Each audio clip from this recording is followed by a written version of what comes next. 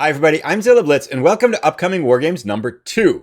Now this is a series where we take a look at some war games in various game companies' production queues. Some of these games are slated for imminent release, others could be as far away as 2023 or even beyond.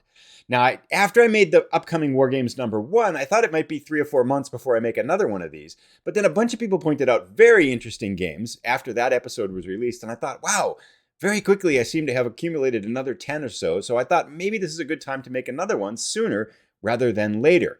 Now, I should say that these games are in no particular order. It's not a comprehensive list. There are others that aren't included here, but these are 10 games that I've kind of been following, that I've seen or spotted, and that I really like to look at for one reason or another. So I'm going to talk a little bit about the background of the game, just an overview of the game, and then why it's caught my interest. So with that being said, let's jump into our first game.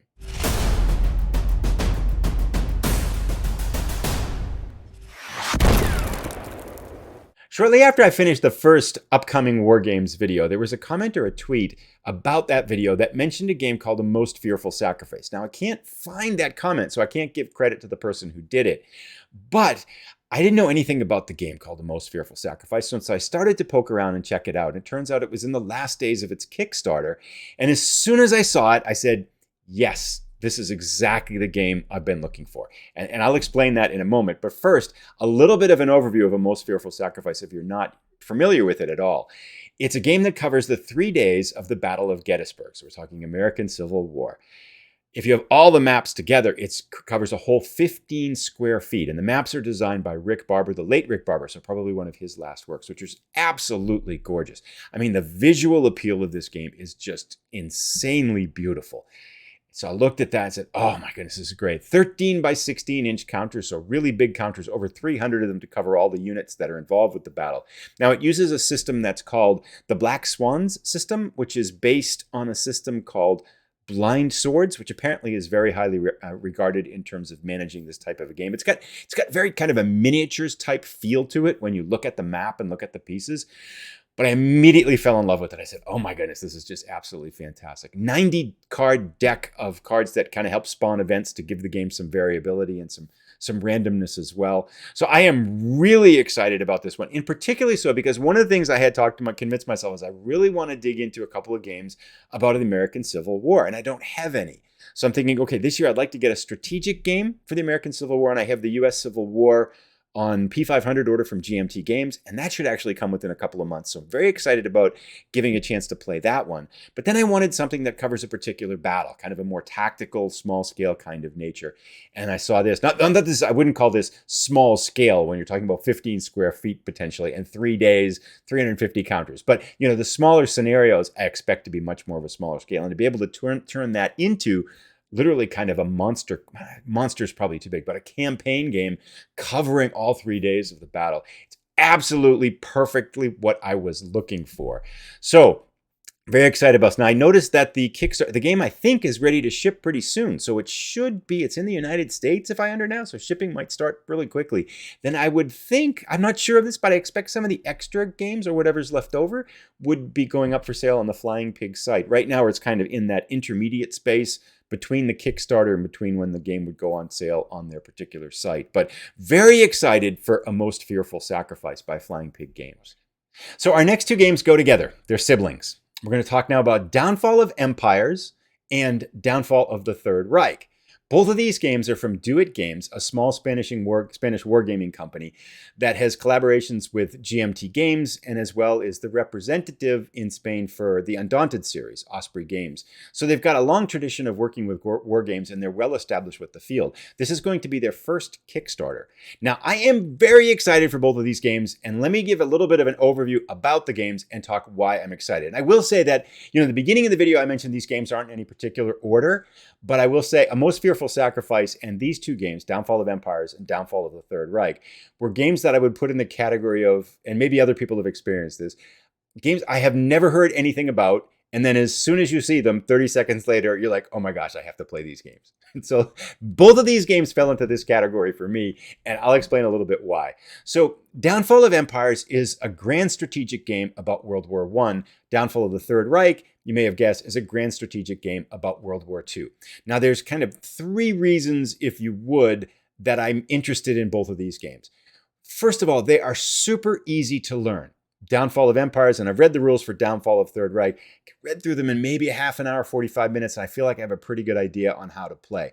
Simple games to play, simple games to learn, easy to play. And the reason why that intrigues me is because I look at both of these games as being excellent games, to kind of gateway games to introduce to people who might play games but haven't really played a lot of war games, who you think would probably like war games if they actually had played some war games, but they're a little bit reluctant to do so. That was a lot of words to say. I think they're going to be very newbie friendly, and they might be a great way to introduce friends into wargaming. And I've got a number of friends that I've kind of started helping along this pathway. And I think these two games in particular are going to be very exciting games to play with them because of their simplicity.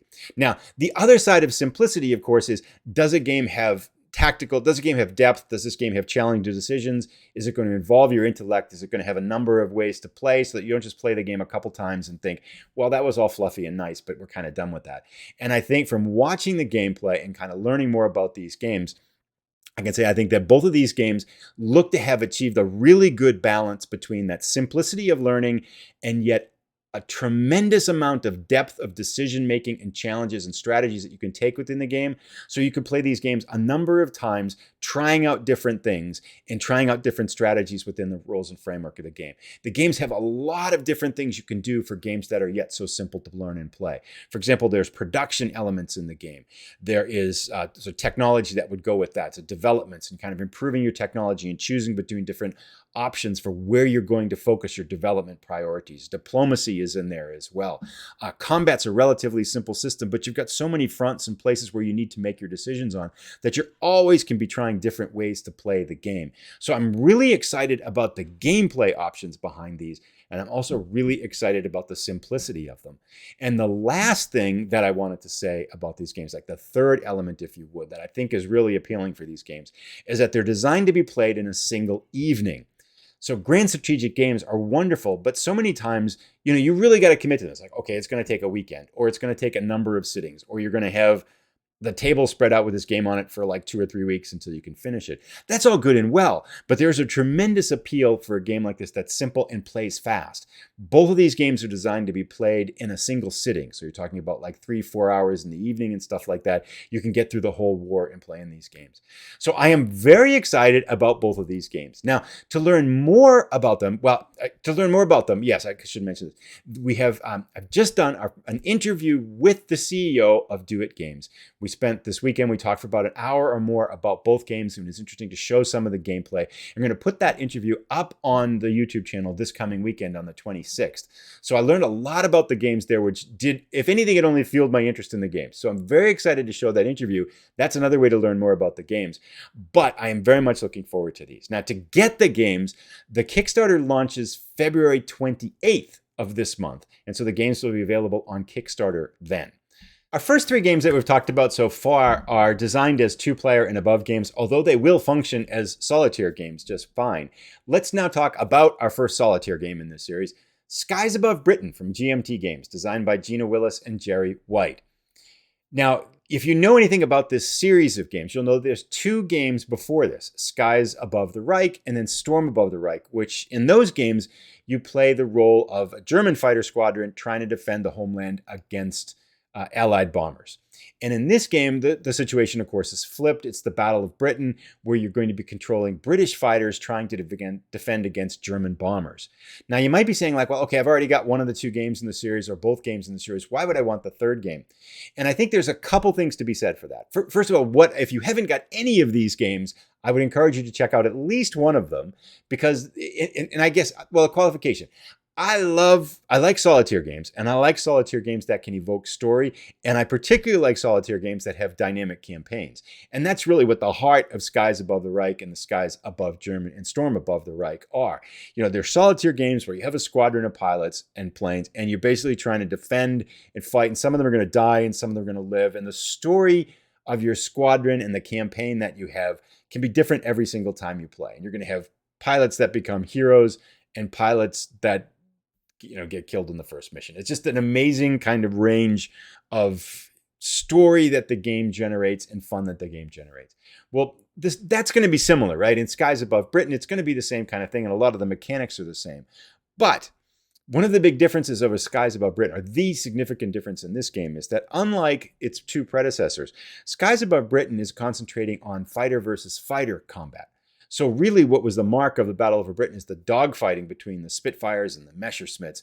And if you can beat the Messerschmitts or get around the Messerschmitts, then it's relatively easy to take down the bombers. Whereas if you know from Skies Above the Reich and Storm Above the Reich, the heavily armored bombers are the challenge in itself, and the fighters play a secondary role in that game. So the design emphasis of this game is completely shifted. And I think because of that, the game's going to play quite a bit differently than its two predecessors. So I'm really looking forward to this one. I think it's going to be a game that's a unique twist on it. Plus, it's always going to be fun to take on the role of the British in the Battle of Britain. I mean, that's such a historically appealing event too. So I think it'd be really fun to try it from that side as well. But I'm particularly interested to see how the mechanics and the decision making, and apparently I got a chance to see this game being played in a demo at the San Diego Historical Games Conference. And it's just really fascinating me, all the kind of the cat and mouse tactics that go on between the fighters, the British fighters, as you're trying to both take out German fighters and then get through with enough planes to be able to take out some of those bombers before they drop their bombs. So I think it's going to be a lot of interesting decision making. I think it's going to have that same dynamic campaign appeal that's going to evoke so much story. And then it's got that design twist where you're focused on fighter versus fighter combat as the biggest challenge, and as opposed to the previous two games in the series. So I think this one has a lot of appeal. Now, right now it's on the P500 system. I think it's at 960 orders. So I'm hopeful that any day soon we'll see it go from made the cut to at the printer or part of that production run kind of series, that step that they go into. So maybe 2022 at a guess. Could be hopeful to see that one. I mean, it's got a ton of orders, right? So one can hope anyway.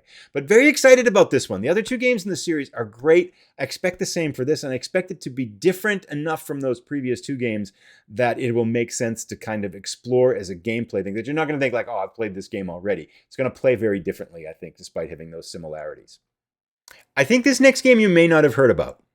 Halls of Hegra from Tompet Games. Now, this is another solitaire game, and I would put this game very much in the category of kind of defending against superior odds. When I look at this game, it reminds me a lot of Lanzerath Ridge, yet very different when you kind of dig under the hood and things like that. I'll talk a little bit about that as I go forward. So I saw a tweet about this game a little while ago, about a week and a half or so ago, and I'm now involved in a play test of the game. So I'm kind of reading through the rules and learning how to play the game.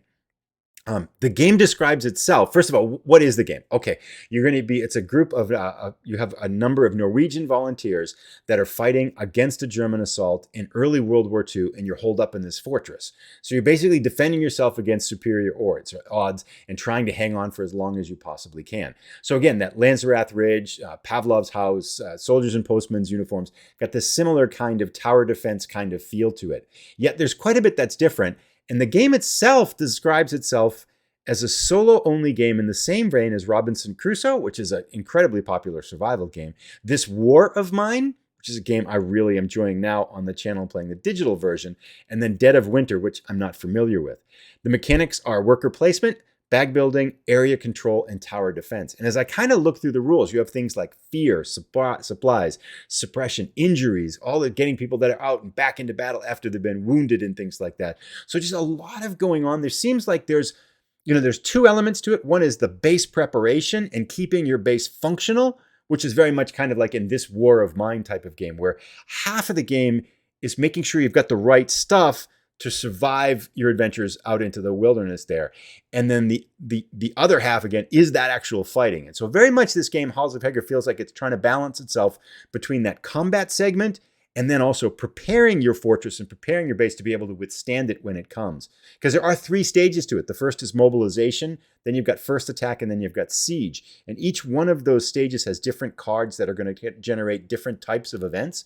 So the game's not going to really be kind of same as it goes through. You've got kind of this buildup of events as the German forces get closer and start to overwhelm your fortress. So a lot of real unique perspectives and kind of some interesting twists on this genre that I think could be really fun to play. So I'll let you know more once I get done with the play test and stuff like that too. Now the publishers let me know that the game is hopefully going, if all goes well, it'll go to Kickstarter in the summer. So probably late 2022, maybe early 2023 in terms of release might be kind of a reasonable expectation.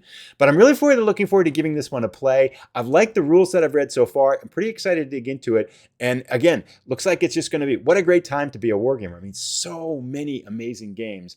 And this game in particular, solitaire game, much in that same category of kind of the Lanzerath Ridge, that type of experience, yet a fresh designer's take on it with a lot of different mechanics. Sounds really appealing to me, so I'm very excited to see how this one progresses. Next up, Purple Haze by Phalanx Games. This was a game that was not on my radar at all until 2 comments after the last upcoming War Games episode pointed it out. So Skinny Dog and Manuel Cuijman said they were very interested in this game called Purple Haze and I should check it out. So I did check it out.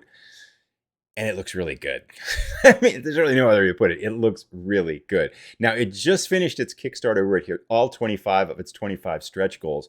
And to give kind of a brief overview, it's set in 1967 in the Vietnam War. You, as a solo player or cooperatively with other players, play the role of someone who's managing a squad and kind of taking them different, like squad missions and patrols in the jungles in Vietnam.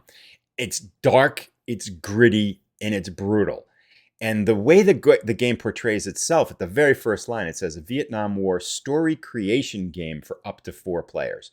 And you kind of have me when you say story creation. We get the individual soldier level, all different kinds of events and things going on. It gets chaotic and tumultuous, and you're not really sure what's going on. You got ambiguity, kind of dealing with your soldiers that are wounded, all kinds of things going on. It sounds... If they can pull it off, it sounds like they've really created a game that could create some fantastic drama and some fantastic stories. Now, one of the other things that interests me about this game is I was reading a couple of articles about it, and it seems like there's some dark ethical choices in here. This reminds me in many ways of This War of Mine, which I'm playing now in a digital version, if you've seen that, where a lot of times like This War of Mine says you can be a good person or you can die. That's really what it comes down to.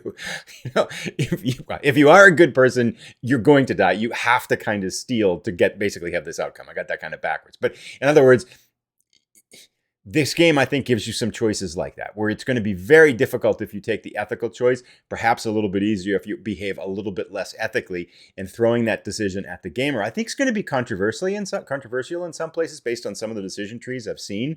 But it's an interesting kind of dynamic to us explore in a kind of a game medium. I'm also very excited about it because I think there aren't many games that I think, we have a lot of solo games and we have a lot of multiplayer games. We don't have a lot of solo multiplayer games.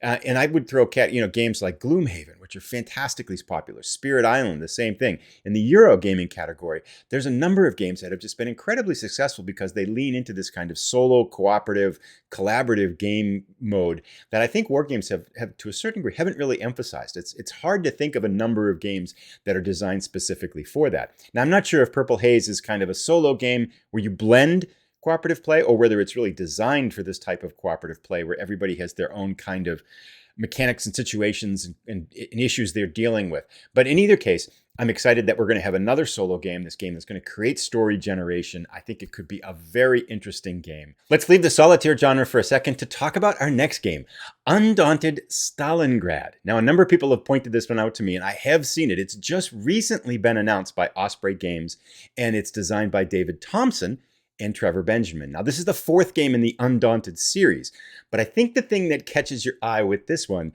is that this is the Undaunted series on steroids. I mean, this thing is going to be massive.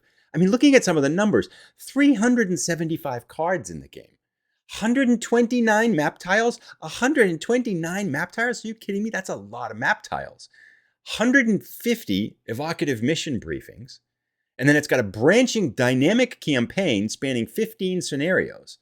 And the game length is 45 to 60 minutes, which is actually, I mean, that sounds very playable, right? 15, so you get 15 sessions if each one's 45 minutes to 60 minutes.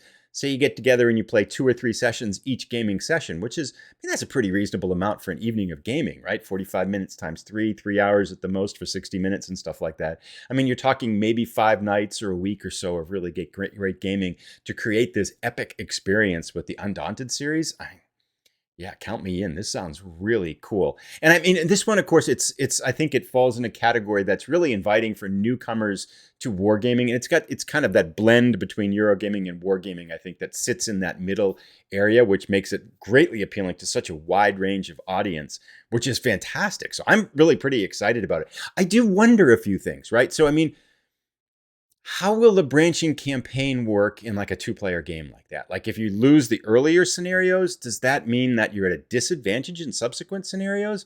So I've got questions. I'm kind of curious how that's all going to be handled, because it'd be kind of a bummer if you lost the first three scenarios and now you're really in a hole. Maybe you can't get yourself out of it, but you'd want there to be some kind of a reward for winning a scenario if it's a dynamic campaign. But maybe the story just changes. I mean, I'm not really sure, but I mean, yeah, that's got to be a pretty big scenario tree if you're talking, 15 scenarios that branches out like that. So really curious to see what the execution is on this. And I haven't heard, I was looking for any kind of mention of solitaire play, and it doesn't look like, at least as far as I can tell right now, there's been no mention of solitaire rules coming with the released version. So maybe that would be something that would be added on. Maybe that's something they're not thinking of because it's a little bit more complex, or it's something that will come after the main release. Time will tell, I guess, on that one. But a massive Undaunted game and the topic. I mean, Stalingrad, seriously. I mean, that's a great idea, right? So yeah, I'm pretty excited about this one. This one's just announced a little while ago. So probably, I don't know, the date was 2022, or maybe this will trickle into 2023.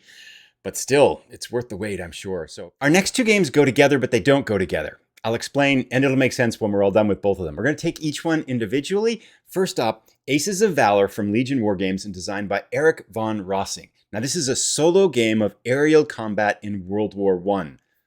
Right? I feel like this is a subject that has been long neglected with wargames. Why don't we have more aerial combat games about World War I?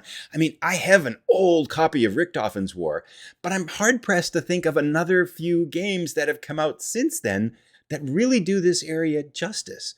And it's ripe for a solo game, right? I mean, this game sounds really cool. And I should point out, I'll put up a couple of shots here. I mean, take a look at these counters. I mean, Legion Wargames are really pushing the edge with production values. I mean, these are colorful, beautiful counters. I think this is going to be just a fantastically looking visual game. Now, it's a solo game where apparently the counter represents both the pilot and the plane. And then you pick a campaign, and you can have as many as 8 planes flying with you at one point in time. So it's not just the individual story of one fighter and its plane. It's the story of kind of, it could be like a mini squadron, I guess is what you would call it. Now you can pick your campaign length of up like 8, 12, or 16 different missions.